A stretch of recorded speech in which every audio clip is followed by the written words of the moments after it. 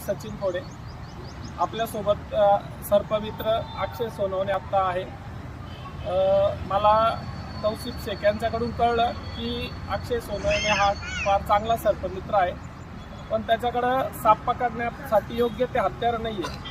ते आपल्याला कळल्यानंतर आपण त्याला 1 महिन्यामधून ते हत्यार उपलब्ध करून दिलेले. आता ते हत्यार उपलब्ध झाल्यामुळं त्याला कुठल्याही अडचणमध्ये विषारी बिनविषारी सगळ्या प्रकारचे साप पकडता येतात. आणि आपला एक असाच प्रयत्न आहे की ज्याला ज्याला गरज आहे त्याला आपण मदत करतो. एक छोटंसं सामाजिक कार्य करण्यासाठी आपण कायम तत्पर राहतो. बघा, आपण साधारणतः भरपूर वर्षापासून नाशिक जिल्ह्यामध्ये सर्प रेस्क्यूचे काम करत आहोत. बरेचसे साहित्य नसल्यामुळे आपल्याकडं बरेच साप आपल्याला पकडण्यासाठी अडचण होती.